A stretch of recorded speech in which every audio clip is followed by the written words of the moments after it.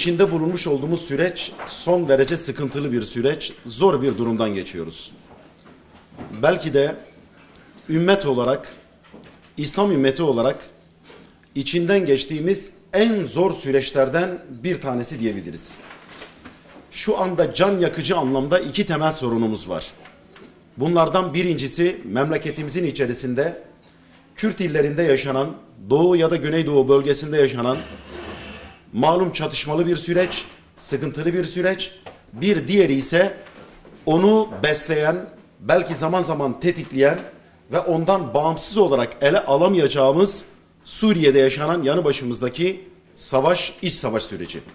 Bu her iki sorun bu memleketin huzurunu ister istemez kaçırmaktadır. Bu bir gemi ve bu gemide yaşayan insanlar olarak buna bigane kalamıyoruz. Değerli arkadaşlar, Türkiye'de Kürt meselesi adını verdiğimiz bir mesele evet vardır. Bu mesele sadece bir asayiş sorunu değildir.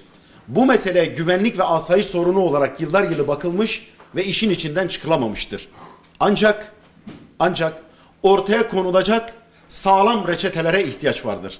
Bunu da her türlü duygusallıktan, ırki fanatizmden uzak, ülkenin birliği, dirliği ve beraberliği adına yüzleşmek zorunda olduğumuz bazı hususları hatırlamakta fayda vardır. Nedir bunlar? İşte 80-90 yıl önce üzülerek belirtiyoruz. Ortaya konulan yanlış politikalar şu andaki sonuçların ortaya çıkmasına sebebiyet vermiştir. Esasen yapılan yanlış da budur. PKK veyahut da onun yandaşı olan silahlı güçlerin şu anda yürütmüş oldukları bu mücadele, yapmış oldukları bu tahribat, bu kaos ve anarşi ortamı aslında bir sonuçtur. Yapılması gereken Hüdapar olarak bizim çok net görüşlerimiz var bu konuda. Zaten siyasetten bu anlamda beklentilerimiz yerine gelmediği için biz bir siyasi hareket olarak yolumuza devam etme kararı aldık. Evet, öncelikli olarak yapılması gereken şudur. 2 tane masanın kurulması gerekiyor. Masalardan birinde silahlı örgüte sadece ve sadece silahı bıraktırma gündemiyle bir masa oluşturulacak. Onun dışında hiçbir şey konuşulmayacak.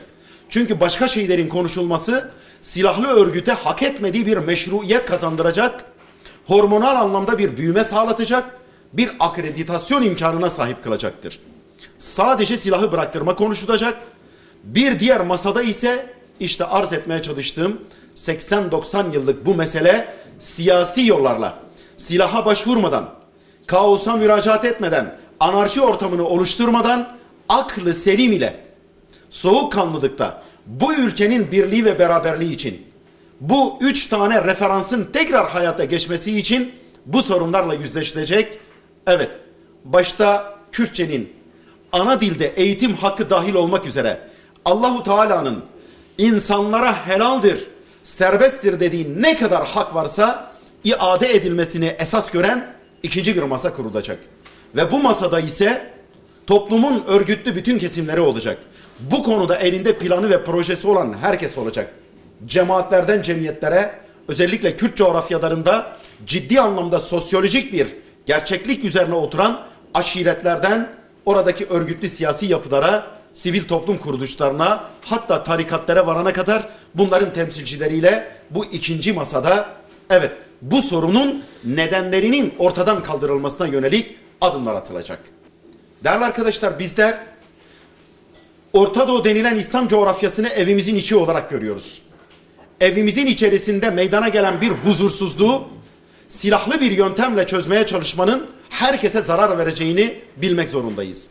%100 haklı gerekçelere de dayansa, çözümü silaha endekslersek o zaman bizler de zarar görürüz. Biz buna dair uyarılarımızı yaptık. Evet, Suriye'nin başında halkına zulmeden bir zalimin olduğunda herhalde kimsenin bir kuşkusu yoktu. Halen de yok. Fakat %100 bu konuda haklı da olsak, halkın iradesinin yönetime yansıması en masum bir talep olmasına rağmen burada patlayacak bir bombanın bütün Orta Doğu'ya zarar vereceğini özellikle ifade etmeye çalıştık. Ve o zaman alev küçük iken, bir kıvılcım halindeyken bu daha iç savaşa, fitneye, mezhep fitnesine, etnik temeldeki fitnelere sebebiyet vermeden önce bir kova su ile lütfen gelin bu yangını söndürelim diye avazımız çıktığı kadar bağırmaya başladık. Maalesef Türkiye'de siyasi ve ideolojik yaklaşımlar kısır döngüder belirleyici olmuştur. Çok haksız suçlamalara maruz kaldık.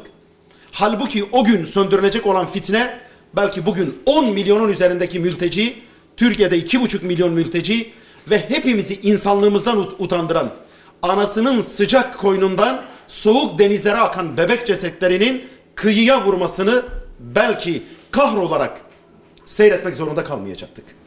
Bizim için Suriye meselesine çözüm yine nettir. Silahsız bir çözümün olması gerekiyor.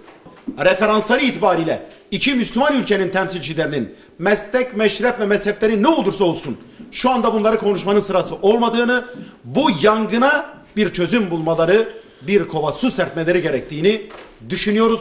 4 yıla yakındır söylediğimiz budur.